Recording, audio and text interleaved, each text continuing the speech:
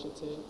বিশ্বনবী সাল্লাল্লাহু আলাইহি সাল্লাম বলছেন, মা মিন কওমিন ইয়াযকুরুনাল্লাহা ইল্লা হাফফাত বিহিমুল মালাইকা ওয়া গাশিয়াতুহুমুর রাহমা ওয়া নাযালাত আলাইহিমুস সাকিনাহ ওয়া যাকারাল্লাহুমুল্লাহু ফী মান ইনদা। সুবহানাল্লাহ। আল্লাহ বলছেন, কোরআন, আল্লাহ, রাসূল ইত্যাদিকে স্মরণ করার জন্য যে গোত্র, যে কওম দল বেঁধে বসে যায়, আমি আল্লাহ রাব্বুল আলামিন আমার আরশ থেকে ফেরেশতাদের মাধ্যমে তাকে বেষ্টন করে রাখি।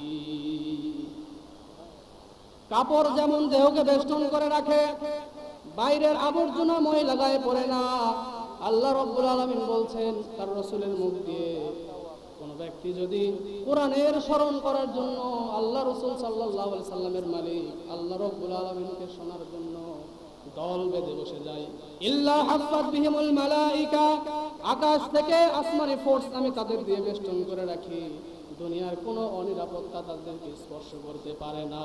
সুবহানাল্লাহ। আমরা সেই নিরাপত্তা বেষ্টনের মধ্যে এসে গিয়েছি, আলহামদুলিল্লাহ বলেন। আবার রাসূল সাল্লাল্লাহু আলাইহি সাল্লাম বলেছেন, ওয়া গাশিয়াতুহুমুর রাহমা, আমার রহমতের চাদর রয়েছে, যদি কোনো ব্যক্তি আমার রহমতের চাদরে ঢুকতে চায় সে যেন আল্লাহ রাব্বুল আলামিনের স্মরণে মাহফিলে বসে যায়। আবার আল্লাহ 3 নাম্বার ফাদাইল বলছেন, 3 নাম্বার ফাদাইল আল্লাহ রাব্বুল আলামিন তার হাদিসে রাসূল সাল্লাল্লাহু আলাইহি ওয়াসাল্লামের দ্বারা বলিয়েছেন, ওয়া নাযালাত আলাইহিমুস সাকিনাহ। সুবহানাল্লাহ। আল্লাহ বলছেন, তোমাদের মনের কষ্ট, জ্বালা যাতনা দুনিয়ার কেউ বুঝবে না, এই জ্বালা যাতনা যদি মিটাতে চাও তাহলে কোরআনের মাহফিলে তোমরা বসে যাও। এই কারণে দেখবেন যখন কোরআনের মাহফিলে আসবেন, বক্তা যে ওয়াজ করুক না কেন, ওয়াজের এক পর্যায়ে যখন আপনার মনকে হিট করবে, অটোমেটিক্যালি আপনার চোখ দিয়ে পানি ঝরার ব্যবস্থা করে দিবেন কে? আমার নিজের অজান্তে আমার চোখ দিয়ে দর দর করে পানি পড়ে যায়। কত কঠিন হৃদয়ের মানুষ কোরআনের মাহফিলে বসে তার হৃদয়কে গলিয়েছে, কত মানুষ তার হেদায়েত খুঁজে পেয়েছে কোরআনের মাহফিল থেকে। এই কারণে আমাদেরকে কোরআনের মাহফিলে বসার গুরুত্ব আছে না নাই? জোরে বলেন। আল্লাহ ফাইনালি দিচ্ছেন আরেকটা রহমত, কি তোমরা শুনো।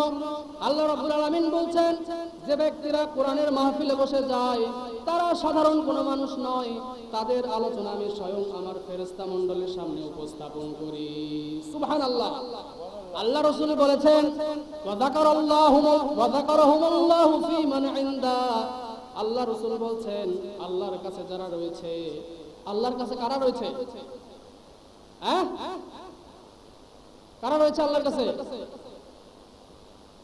আল্লাহর কাছে রয়েছে ফেরেশতারা। কথা বলেন ঠিক কিনা? আল্লাহ রাসূল সাল্লাল্লাহু আলাইহি সাল্লাম বলেছেন, আল্লাহ রাব্বুল আলামিনের স্মরণের উদ্দেশ্যে যদি কোনো জলসার আয়োজন করা হয়, সেই জলসায় যারা বসে আল্লাহ রাব্বুল আলামিন আরশ থেকে সরাসরি তাদের উপরে নজর দেন। সুবহানাল্লাহ। আল্লাহ রাসূল বলছেন, শুধু নজর নয়, আল্লাহ রাব্বুল আলামিন ফেরেশতাদের বলেন, ফেরেশতারা এরা কারা? ফেরেশতারা বলে, এরা হচ্ছে আপনার গোলাম। এরা কি চায়, এরা কি করে?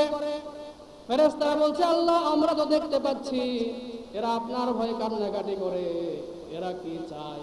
ফেরেশতারা বলে, আল্লাহ এরা কিচ্ছু চায় না, এরা জাহান্নামের কথা শুনছে, জান্নাতের কথা শুনছে, এদের ইচ্ছে হয় আপনার জাহান্নাম থেকে পানাহ পাওয়ার জন্য। আল্লাহ রাসূল বলছেন, তখন আল্লাহ রাব্বুল আলামিন বলবেন, ও আমার ফেরেশতারা তোমরা সাক্ষী থাকো, তোমরা তোমাদের খাতায় লিখে রাখো, আমি এ সকল বান্দাদের নসিব থেকে, তাদের হালনাগাদ থেকে তাদের সমস্ত জাহান্নামগুলোকে ক্যান্সেল করে দিলাম। আল্লাহ রাব্বুল আলামিন বলছেন, তারা যে জাহান্নাম থেকে পানা চায় তারা কি আমাকে চেনে? ফেরেশতারা বললেন, না, তারা তো আপনাকে কোনোদিন দেখে নাই। আল্লাহ রাব্বুল আলামিন বলছেন, যদি তারা আমাকে দেখতো তাহলে কি করত? ফেরেশতারা বলবেন, আরো বেশি কান্নাকাটি করত, আপনাকে পাওয়ার জন্য ব্যাকুল হয়ে যেত। আল্লাহ রাব্বুল আলামিন বলবেন, তারা আর কি চায় তোমরা শোনো। ফেরেশতারা বলবেন, আল্লাহ তারা তোমার জান্নাতের মধ্যে প্রবেশ করতে চায়।